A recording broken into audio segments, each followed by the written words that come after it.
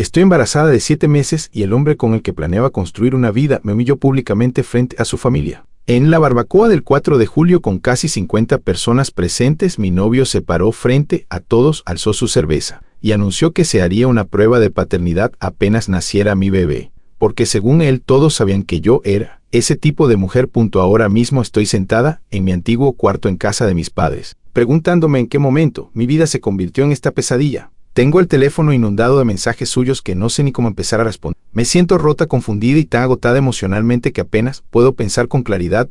¿Cómo llegamos a esto? Déjenme retroceder un poco porque ni yo misma puedo creer cómo se arruinó todo tan rápido. Conocí a Remy hace 2 años y medio en el cumpleaños de una amiga en común. Desde el primer momento me pareció encantador. Era gracioso, atento y recordaba detalles de lo que yo decía, algo raro en los chicos con los que había salido antes, que tenían la capacidad de escucha de una pared. Intercambiamos números y tuvimos nuestra primera cita un par de semanas después. Durante el primer año y medio, todo fue genuinamente bien, de ese tipo de bien donde crees haber encontrado a tu persona. A los 6 meses de relación, él conoció a mis padres y yo conocí a su familia. Su madre, Valerie, fue un poco fría conmigo desde el principio, pero Remy me aseguró que ella era así con todo el mundo, que no lo tomara personal. Su papá, Franklin, era amable pero reservado. Y su hermana menor, Chelsea, que tenía 23 en ese entonces, me pareció agradable, comentaba mis publicaciones en Instagram, charlábamos en las cenas familiares, nada profundo, pero cordial. Unos 14 meses después de empezar a salir, Remy y yo decidimos mudarnos juntos. Alquilamos un departamento de 2 habitaciones en una buena zona, dividiendo los gastos, y empezamos a construir una vida en común. Yo realmente pensaba que estábamos sólidos. Remy hacía comentarios sobre anillos, sobre querer niños, algún día hablaba de nuestro futuro juntos, todas esas cosas que te hacen sentir que tu relación va en serio y por buen camino. Entonces quedé embarazada. No fue planeado. Yo tomaba anticonceptivos, pero supongo que a veces le fallan a ese 1% de la gente, porque ahí estaba yo, con una prueba de embarazo positiva en la mano y el corazón en un puño. Cuando se lo conté a Remy, al principio se quedó en shock, como era de esperarse. Nos sentamos en el sofá en silencio, él mirando fijamente la pared por varios minutos. Al final dijo: está bien, podemos con esto, lo resolveremos juntos. Y durante unas semanas realmente pareció entusiasmado. Empezó a buscar cunas por internet, hablaba de posibles nombres, les contó a sus padres y a su hermana incluso antes de que yo me sintiera lista, porque estaba muy emocionado. Yo llegué a creer que, aunque inesperado, nuestro bebé sería recibido con amor. Pero algo cambió alrededor del 3er mes de embarazo. Fueron cosas pequeñas al inicio, comentarios sutiles que me incomodaban. Si salíamos a alguna parte y yo recibía un mensaje en el celular, de inmediato Remy me preguntaba con quién hablaba. Yo le mostraba la pantalla sin problema, no tenía nada que ocultar, pero notaba esa expresión en su rostro, una mezcla de desconfianza y disgusto, aunque no dijera nada. Empezó a preguntar por mi día con un tono extraño, como si no fuera interés genuino, sino un interrogatorio disfrazado de charla casual. ¿A dónde fuiste? ¿Con quién estuviste? ¿A qué hora regresaste? ¿Por qué tardaste 40 minutos en responderme al mediodía? Cada pregunta venía cargada de suspicacia. Yo intentaba tranquilizarlo, me repetía que seguramente eran los nervios de convertirse en papá, que era estrés pasajero. Traté de ser paciente. Incluso llegué a ofrecerle compartir mi ubicación en tiempo real desde el celular para que pudiera ver dónde estaba yo en todo momento. Pensé, si esto lo hace sentir más tranquilo, que así sea, no tengo nada que esconder. Él aceptó tener acceso a mi ubicación, pero en vez de calmarlo, eso pareció alimentar más su paranoia. Para el 4.er mes de embarazo fue cuando descubrí el grupo de chat. Remy tiene un grupo de WhatsApp con sus amigos de la secundaria, unos 8 en total, más algunos que se les unieron con los años. El grupo se llama T-Voice y yo sabía de su existencia, porque a veces veía la notificación en su pantalla. Asumía que hablaban de deportes, planes de fiesta, memes, ya saben, cosas de amigos. Nada fuera de lo común, o eso creía yo. Una noche, Remy se quedó dormido en el sofá con su teléfono desbloqueado sobre el pecho. Juró que no estaba intentando espiar, solo quise mover su teléfono a la mesa de centro para que no se cayera al piso. En ese momento entró un mensaje de su amigo Justin que decía: bro, alguna novedad con lo que hablamos, y no sé por qué, pero algo en mi estómago dio un vuelco. Tuve una corazonada terrible. Me quedé de pie con el celular en la mano, mirándolo dormir, y una parte de mí susurraba que algo andaba muy mal. Abrí el chat. Lo que encontré fue como si el piso se abriera bajo mis pies. Tuve que sentarme en el suelo porque de pronto mis piernas dejaron de responder. Ahí, en ese grupo, había mensajes de unas 3 semanas atrás, donde Remy les contaba a sus amigos del chat, unas 15 personas en total, que estaba casi seguro de que yo le había sido infiel y que el bebé probablemente no era suyo. Les decía que yo era ese tipo de mujer. Hasta ahora no entiendo qué quiso decir con eso, porque jamás en nuestra relación le di motivo alguno para dudar de mi fidelidad. En esos mensajes, él afirmaba que desde que quedé embarazada me notaba diferente, demasiado tranquila con todo el asunto, lo cual aparentemente para él solo podía significar que yo ocultaba algo. A partir de ahí la conversación se convirtió en una avalancha de insultos y burlas hacia mi punto. Lo peor, habían hecho una encuesta. Sí, leyeron bien. Esos hombres adultos crearon una encuesta titulada ¿Con quién creen que lo engañó?, con opciones sobre quién supuestamente podría ser el padre de mi bebé. Las opciones eran un desfile de absurdos. Pusieron el nombre del propio hermano de Remy Ang porque al parecer les hacía gracia insinuar eso. Incluyeron los nombres de 3 compañeros de trabajo míos, nombres que Remy debió tomar de mis conversaciones cotidianas. Ya ven, cuando le contaba mi día a día como cualquier pareja hace, sumaron a un talarol que tardé buen rato en recordar que es el esposo de una amiga, al que habré visto solo una vez en una reunión. Y por supuesto, no faltó un tipo cualquiera de Tinder. Ahí estaban 15 tipos votando y haciendo chistes sobre quién me había embarazado de verdad. Algunos se permitieron votar por varias opciones, riéndose como si fuera un juego. Había comentarios asquerosos del estilo: yo apuesto por el compañero de trabajo, clásico romance de oficina, o Na Ang seguro que sí, jaja. El propio hermano de Remy entró al juego respondiendo a esos comentarios con montones de emojis de risa y bueno, no lo descartaría. Sí, Ang, con quien yo había cenado tantas veces, participando en una apuesta asquerosa sobre la paternidad de mi hijo como si fuera fútbol de fantasía. Leí todo aquello con las manos temblando. Remy seguía dormido en el sofá, roncando plácidamente mientras yo descubría que llevaba semanas contándoles a todos que soy una tramposa y una cualquiera. Me sentí enferma, una mezcla de humillación, furia y dolor difícil de describir. No sé cuánto tiempo pasé en el piso leyendo y releyendo esos mensajes hasta que mis piernas entumecidas me recordaron que seguía ahí tirada. Desperté a Remy con un empujón en el hombro. Debí tener una expresión horrorizada porque en cuanto abrió los ojos supo que algo andaba realmente mal. Le pregunté, directamente y sin rodeos, qué demonios era todo ese chat. Él tardó un segundo en ubicarse al ver su teléfono en mi mano. Enseguida intentó arrebatármelo, lo cual prácticamente confirmó su traición. Me aparté evitando que lo agarrara y con el corazón en la garganta le exigí que me explicara por qué le había dicho a todo el mundo que yo le engañé y que nuestro bebé no era suyo. Ahí empezaron las excusas. Balbuceó que no era en serio, que solo eran bromas, que así hablan los chicos entre sí. No lo entendería. Yo lo miraba incrédula, sintiendo que no conocía a la persona frente a mí. Le pregunté con lágrimas en los ojos, pero furiosa, si realmente creía que nuestro hijo no era suyo, que me diera una sola razón para pensar eso. ¿En qué evidencias basaba semejante acusación? Cerrar interrogación. No supo qué responder. Ni una sola prueba concreta. Solo repetía que tenía un presentimiento, una corazonada, que algo en todo esto no le cerraba, que yo no podía entender cómo se sentía él porque yo no estaba en su lugar. La discusión se alargó hasta las 3 de la mañana. Yo lloraba, él se ponía a la defensiva, no llegamos a nada. Encima intentó voltearlo todo para hacerme sentir culpable a mí, diciendo que yo había invadido su privacidad al leer sus mensajes. Le señalé lo absurdo. Sus mensajes eran sobre mí, sobre nuestro bebé, acusándome falsamente, y aún así el problema era que yo los leí. Él insistía en que eso no importaba, que yo no debería haber mirado su teléfono y, en su mente retorcida, yo era la villana por espiar y él la víctima cuyas conversaciones privadas habían sido violadas. Desesperante.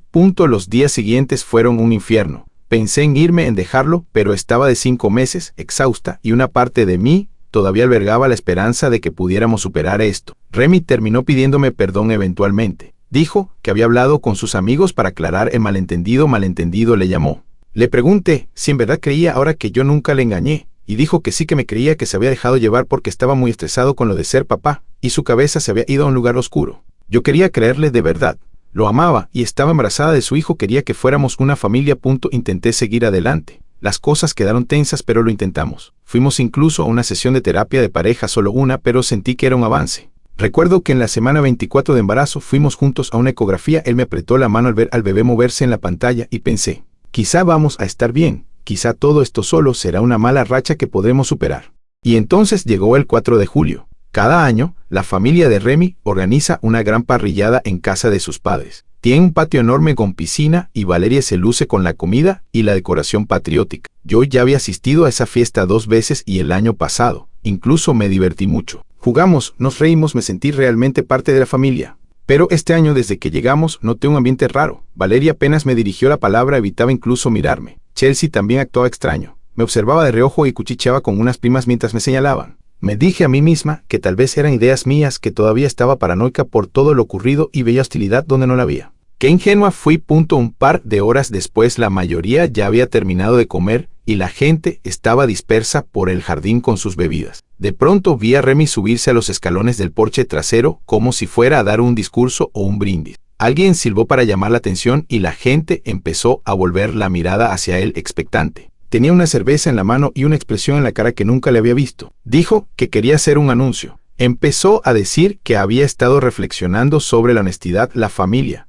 y lo que significaba ser un hombre, que no iba a permitir que nadie lo dejara en ridículo ni lo atrapara en algo que no fuera real. En ese momento volteó hacia mí. Yo estaba ahí de pie con mi vestido de maternidad y mi barriga de 7 meses, sintiendo de repente como todas las miradas se posaban en mí. Entonces Remy dijo, alto y claro, que en cuanto naciera el bebé él se haría una prueba de ADN porque merecía saber la verdad de si ese hijo era suyo o no, ya que según él todos sabían que yo era ese tipo de mujer. Por un segundo hubo un silencio absoluto. Creo que nadie podía procesar de golpe lo que acababan de escuchar. Yo me quedé helada como si me hubieran arrojado un balde de agua fría. Lo siguiente que supe es que Valeria, la mamá de Remy, se puso de pie de un salto, fue hacia él y lo abrazó. Le pasó un brazo por los hombros, orgullosa, y dijo en voz alta para que todos lo oyeran que estaba orgullosísima de su hijo por defenderse y no dejar que yo lo atrapara. ¿Cómo le había pasado a su padre?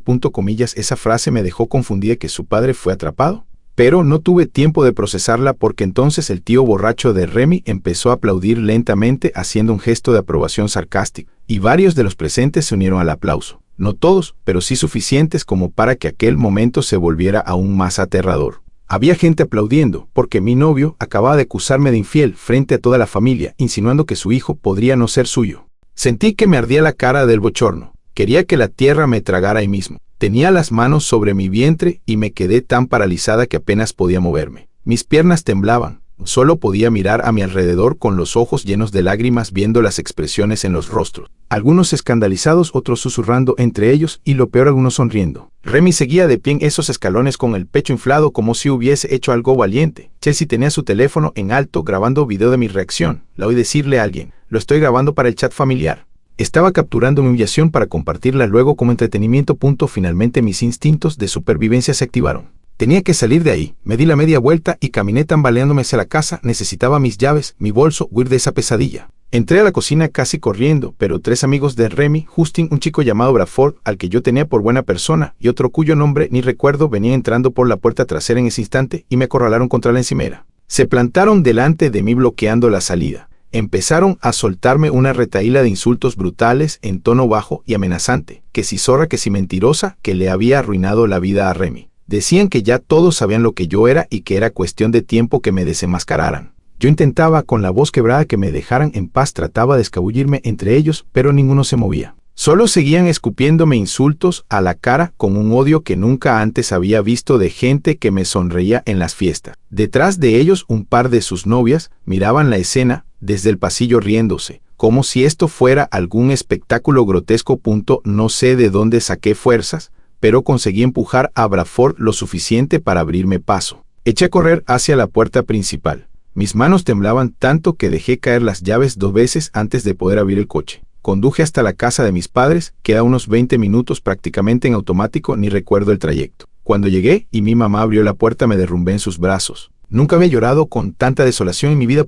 Esa noche, ya más tranquila, revisé mi teléfono. Tenía 33 mensajes sin leer de Remy. Los primeros eran furiosos acusándome de haberle hecho quedar mal y de haber confirmado sus sospechas al huir así. Luego, su tono cambiaba desconcertado. Que por qué me había ido, que dónde estaba, que por favor le contestara. Los últimos mensajes eran súplicas. Por favor, hablemos, no quise que pasara esto, lo siento, solo dime dónde estás. Entre medio había unas cuantas llamadas perdidas suyas que obviamente no contesté. También tenía un par de mensajes de su mamá, Valerie. El primero, esa misma noche, decía algo así como que yo debería sentir vergüenza por engañar a su hijo. El segundo, enviado al día siguiente, me acusaba de ser dramática y decía que debía dejar de hacer teatros y volver a hablar las cosas como una adulta. Para rematar, Chelsea publicó en su Instagram una historia claramente dirigida a mí con indirectas sobre las víboras que reciben su karma y cómo la verdad siempre sale a la luz, básicamente pintándome como una mentirosa que finalmente quedó expuesta. Aquí estoy, 7 meses de embarazo sin haber engañado nunca a Remy, después de haberle dado absolutamente todo de mí para que confiara, contraseñas, ubicación, acceso total a mi vida, y él aún así se paró frente a su mundo a llamarme mentirosa. Su familia aplaudió, sus amigos me acorralaron.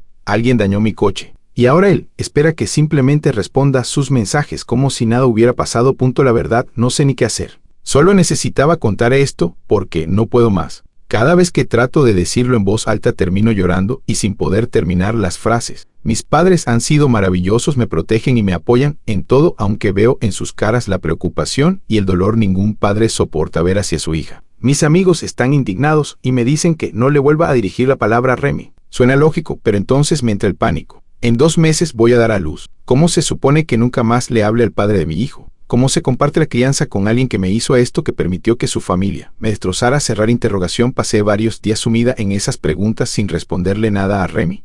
Él seguía enviando mensajes cada día que yo ignoraba, mientras me refugiaba bajo las mantas de mi cama juvenil como si tuviera 16 años otra vez, y el mundo se me estuviera cayendo encima. Pero entonces, tras leer por enésima vez uno de sus textos que decía: por favor, tenemos que hablar, algo hizo clic en mí. Me di cuenta de que si seguía escondiéndome, él contaría la historia a su manera ante todos. Ya lo estaba haciendo. Si no daba la cara, le dejaba el camino libre para presentarse como la víctima incomprendida. Tenía que enfrentar la situación. Tenía que enfrentarlo a él, cara a cara, escuchar qué tenía para decirme y, sobre todo, decirle yo algunas verdades en la cara. Así que le respondí un mensaje, uno solo. Le dije que aceptaba reunirme para hablar, pero en un lugar neutral y público, y que iría acompañada de mi mamá. Si no le gustaban mis condiciones, entonces no teníamos nada que discutir. Casi de inmediato me empezó a llamar, pero no atendí, solo le repetí por escrito que esas eran mis condiciones. Tardó un par de horas en ceder, intentando primero que fuera un encuentro a solas. No hay necesidad de meter a tu mamá en esto, escribió. No di el brazo a torcer. Le dejé claro que cuando él decidió ventilar nuestras intimidades ante medio centenar de personas, perdió cualquier derecho a pedirme que mantuviéramos el asunto privado. Nos encontramos el sábado pasado en una cafetería cercana a casa de mis padres. Mi mamá y yo llegamos primero y nos sentamos en un bot al fondo. Yo estaba tan nerviosa que sentía náuseas, aunque puede que eso también fuera cosa del embarazo, quién sabe. Mi madre me sostuvo la mano debajo de la mesa y mirándome fijo me recordó: no has hecho nada malo. No le debes disculpas a nadie. Respiré hondo y asentí. Remy apareció como 10 minutos tarde, probablemente intentando hacernos esperar a propósito. En cuanto se sentó frente a nosotras, empezó a hablar antes de que yo siquiera abriera la boca. Que por qué me había ido así de la fiesta, que lo dejé en ridículo frente a su familia, que yo jamás le di oportunidad de explicarse ese día. Sentí a mi mamá apretar mi mano con fuerza, noté en sus ojos las ganas que tenía de callarlo, pero se contuvo. Lo dejé soltar toda su perorata sobre lo lastimado que estaba él. Cuando por fin se quedó callado, le solté la única pregunta que importaba. Dime, Remy, ¿qué evidencia concreta tienes de que te engañé? Solté con la voz firme. No me vengas con sensaciones ni corazonadas. Pruebas reales. Dime qué hice exactamente para merecer que me acusaras de algo tan horrible. Él se quedó mudo al principio, sin mirarme a los ojos. Empezó a juguetear con los sobrecitos de azúcar del mostrador. Cuando reunió valor para hablar, tartamudeó que no se trataba de pruebas sino de patrones que él había notado. Le pedí que me explicara qué patrones. Dijo que desde que me había embarazado yo estaba distante. Le respondí que claro que estaba distinta. Estaba embarazada, exhausta, con náuseas, con un ser humano creciendo dentro de mí que esperaba que hiciera bailarle un tango cada día. Luego dijo que yo siempre estaba pegada al teléfono. Le recordé que él tenía acceso a mi ubicación las 24 horas y que le había ofrecido todas mis contraseñas. Él sabía perfectamente con quién hablaba y dónde estaba cada día. Entonces, ¿de qué demonios hablaba? Cerrar interrogación. No tenía nada. Nada. Solo era lo que él sentía. Y me di cuenta de algo en ese instante. ¿Este hombre destruyó nuestra relación basándose en un presentimiento vago? Difundió mentiras sobre mí sin una sola prueba, simplemente porque sentía que algo no encajaba. En ese punto, mi mamá intervino con la voz tensa pero controlada. Le preguntó si él entendía realmente lo que había hecho. No solo la acusación en sí, sino la forma en que la llevó a cabo. La humillación pública, arrastrar a toda su familia y amigos al drama. Le preguntó si tenía idea de lo que se sintió para mí estar allí parada con 7 meses de embarazo, mientras él me señalaba de mentirosa frente a todos y su madre. Me aplaudía la desgracia. Vi a Remy encogerse en el asiento. Abrió la boca para replicar algo, pero no le salió nada coherente. Apenas murmuró que su mamá solo intentaba apoyarlo. Mi mamá soltó una risa sarcástica y le dijo que si él creía que eso era apoyar, entonces tenían un serio problema de valores, porque aplaudir la crueldad hacia la madre de tu futuro nieto no tiene nada de justificación. Remy se puso a la defensiva otra vez. Subió un poco la voz, diciendo que nosotras no entendíamos a su familia, que ellos habían pasado por cosas y que su mamá tenía sus razones para ser tan protectora con él. Yo ya no aguanté más y lo confronté directamente. Le pregunté qué quiso decir su mamá con aquello de no dejarse atrapar como su padre. Que me explicara qué historia había detrás, porque estaba claro que Valeria proyectaba algo personal sobre mí. Le dije que ya que me acusaban de querer atraparlo con un bebé, al menos merecía saber de dónde venían esas ideas en la cabeza de su madre. Remy primero no quería decirme. Insistía en que no venía al caso, que era cosa de la familia, pero no lo dejé escapar. Le dije que claro que venía al caso, que su madre llevaba viéndome como una cazafortunas desde que me embaracé y yo tenía derecho a saber por qué. Al final, con visible incomodidad, confesó la verdad. Cuando Valeria y Franklin se casaron, ella ya estaba embarazada de Remy. Y, según parece, Valeria admitió hace años, durante una gran pelea familiar, que se embarazó deliberadamente para obligar a Franklin a casarse con ella. En otras palabras, lo atrapó con un bebé. Franklin se quedó en el matrimonio por obligación, no porque realmente quisiera, y por décadas han tenido una relación miserable. Remy creció viendo a sus padres apenas soportándose sin amor, y su mamá siempre le metió en la cabeza que tuviera cuidado, que las mujeres podían intentar atraparlo del mismo modo que ella lo había hecho con su padre. Mientras Remy hablaba, yo apenas podía creerlo. En serio. O sea, toda esta pesadilla se estaba desencadenando porque su madre proyectó en mí sus propias acciones de hace 30 años. Valeria de verdad trapeó a su marido y ahora veía fantasmas por todos lados, convenciéndose de que yo iba a hacerle lo mismo a su hijito. Sentí una mezcla de repulsión y furia. Le pregunté a Remy si su mamá había dicho cosas específicas sobre mí desde que me embaracé. Al principio él trató de minimizarlo, pero al final admitió que sí, que Valeria llevaba semanas haciéndole comentarios tipo qué conveniente que ella haya salido embarazada justo ahora que hablaban de formalizar, o he visto mujeres así, siempre tienen una agenda oculta. Le había susurrado al oído que se protegiera antes de que fuera demasiado tarde, y Remy le creyó. Dejó que su madre, quien admitidamente fue capaz de hacer algo así, lo convenciera de que yo debía tener las mismas intenciones retorcidas. Nunca se detuvo a pensar, oye, quizá mi mamá tiene traumas sobre este tema, tal vez no debería tomar sus palabras como verdad absoluta. Mi mamá entonces lo miró fijo y le preguntó algo que lo hizo encogerse aún más. Le dijo, muy despacio, que si de verdad él pensaba que ella, mi madre, había criado a una mentirosa. Que si creía que en nuestra familia no me habían inculcado valores, que si de verdad nos conocía tan poco como para asumir que yo sería capaz de semejante manipulación. Remy negó con la cabeza, diciendo que no pensaba eso, pero que se había confundido porque tenía voces contradictorias susurrándole al oído. Mi mamá le retrucó que esas voces él eligió escucharlas, que es un adulto que decidió creer chismes y proyecciones en lugar de confiar en la mujer que lleva a su hijo en el vientre.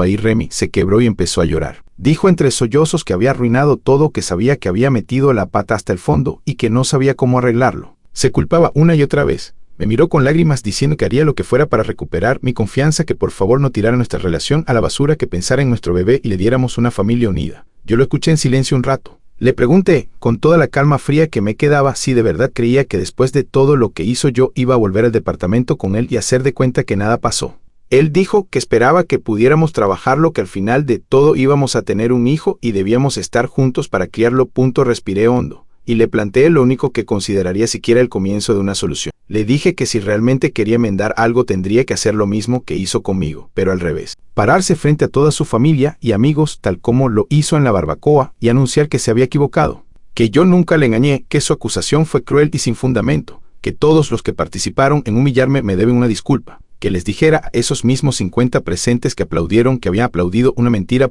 Remy se quedó pálido. Empezó a balbucear que tal vez lo mejor sería dejar que las cosas se enfriaran, que armar otra escena ahora solo empeoraría todo, que con el tiempo la gente se olvidaría del asunto. Le corté en seco. Ni pensarlo. Le dije que no iba a permitir que me difamara en público y luego pretendiera disculparse en privado para barrerlo bajo la alfombra. Que si quería alguna posibilidad de que yo lo considerara un buen padre para mi hijo, lo mínimo era que limpiara mi nombre con la misma energía con la que lo ensució. Su familia tenía que saber la verdad. Sus amigos tenían que saberla. Todos los que estuvieron en ese patio debían enterarse de que aplaudieron una mentira cruel.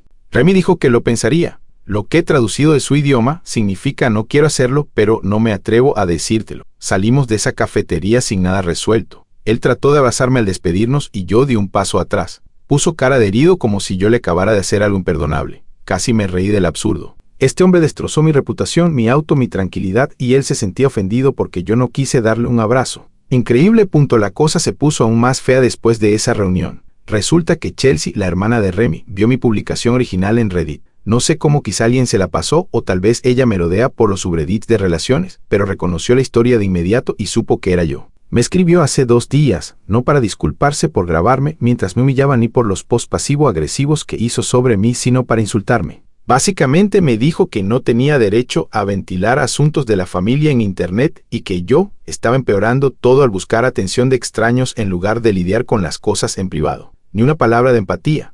Es más, insinuó que seguro, sí le había sido infiel a su hermano, y que yo solo quería dar lástima. No pude contener mi rabia. Le respondí diciéndole unas cuantas verdades. Le recordé que fue ella quien hizo pública mi humillación primero al filmarme y subir indirectas sobre mí, que si acudí a desahogarme en internet fue porque su familia me dejó completamente sola y destrozada y necesitaba apoyo de alguien. Le dije que antes de hablar de resolver en privado mirara sus propias acciones. Su respuesta fue otra retahíla de insultos, acusándome de hacerme la víctima, diciendo que su hermano merecía algo mejor que una mujer que corre a buscar simpatía en desconocidos. En ese punto dejé de contestarle. Tomé capturas de pantalla de esa conversación y se las envié a Remy. Le escribí: mira lo que dice tu hermana de mí, esta es tu familia. ¿De verdad crees que alguna vez van a aceptarme o a respetarme a mí o a nuestro hijo? Remy me llamó inmediatamente al ver eso, pero lo dejé sonar. Me dejó un mensaje de voz diciendo que había hablado con Chelsea, que ella solo estaba siendo protectora, que toda su familia estaba a la defensiva y alterada ahora mismo. Siempre hay una excusa para ellos, siempre una razón por la que sus crueldades están justificadas, y mis reacciones no. Después de escuchar su mensaje me senté en la cama y respiré profundo, secándome las lágrimas. Ahí mismo tomé una decisión que siento que es lo único que me dará algo de paz. Voy a hacerme una prueba de ADN en cuanto nazca mi bebé, pero no porque Remy la quiera, sino porque yo quiero. Quiero ese comprobante en la mano, esa evidencia científica incuestionable de que este hijo es suyo, para callar a cada una de esas personas. Voy a asegurarme de que todos los que estuvieron en aquella barbacoa vean los resultados. Los mismos que aplaudieron mientras me destrozaban van a tener que tragarse sus palabras. Pero que quede claro, no lo hago con la ilusión de ganar a mi novio de vuelta ni de arreglar mi relación. Ya no queda relación que salvar. Lo hago por mí y por mi hijo, para que algún día, cuando mi bebé pregunte qué pasó, yo pueda mostrarle exactamente lo que ocurrió y cuál era la verdad. Ayer vino mi mejor amiga, Freya, a acompañarme. Ella se siente culpable porque fue quien nos presentó a Remy, pero le dejé claro que nada de esto es culpa suya. ¿Cómo iba a saber ella ni nadie que la familia de Remy sería tan tóxica, o que él sería capaz de hundirme de esta manera? Imposible prever algo así. Ahora mismo faltan menos de 2 meses para que dé a luz. En lugar de estar armando el cuarto del bebé, eligiendo su ropita y emocionándome por la llegada, me la paso pensando en opciones legales, en pruebas de paternidad, en cómo protegerme de una familia que ya decidió pintarme como la villana. Estoy tratando de tomármelo un día a la vez, de no dejar que la ansiedad me consuma, porque sé que eso también le afecta al bebé. Pero es difícil, muy difícil. Remy sigue texteándome preguntando cuándo podemos hablar de nuevo. Dice que quiere estar en el nacimiento de su hijo. Dice que quiere involucrarse y ser un buen padre. Pero ¿saben qué? En todo este tiempo no ha sido capaz de desmentir su mentira públicamente. Todavía no ha salido a decirle a su familia: oigan, me equivoqué, ella no me engañó. Ni una sola acción concreta para arreglar lo que rompió. Ni hacer que su madre me pida perdón, ni detener a su hermana de seguir difamándome, ni nada. Solo quiere que sigamos adelante sin más, como si el daño sanara solo. No sé qué vaya a pasar de aquí en adelante. Honestamente me aterra pensar en el futuro. Tengo que considerar cómo organizaré la custodia, si Remy estará o no en la sala de parto, cómo será tener que verlo cuando recoja al niño, 1000 cosas que jamás imaginé tener que pensar. Pero hay algo que sí tengo muy claro: no voy a permitir que nadie me siga tratando así. Si tengo que criar a este bebé por mi cuenta, lo haré. Si tengo que ver a Remy únicamente en tribunales para establecer visitas y custodia, así será. Voy a hacer lo que haga falta para que mi hijo crezca en un entorno sano y lejos de tanta toxicidad. Mi corazón sigue hecho pedazos y probablemente tarde mucho en poder confiar en alguien de nuevo. A ratos me inunda la tristeza, a ratos la rabia. Otras veces siento una especie de calma resignada, como cuando aceptas que algo se rompió y ya no puedes repararlo. Supongo que es normal tener esta montaña rusa emocional después de semejante traición. Solo sé que merezco algo mejor que todo esto, que mi bebé merece algo mejor. Y por más que una parte de mí se duele al imaginarme el futuro como madre soltera, otra parte de mí siente alivio de haber visto el verdadero rostro de Remy y su familia antes de casarme, antes de darles aún más poder para destruirme. Hoy, desde la seguridad del hogar de mis padres y con el apoyo incondicional de la gente que sí me ama de verdad, estoy tratando de juntar las piezas de mí misma. No tengo todas las respuestas, solo esta historia que necesitaba sacar de mi pecho. Gracias por leer hasta aquí. De verdad necesitaba desahogarme y sentir que alguien, aunque sea un desconocido, en internet me escucha y me cree.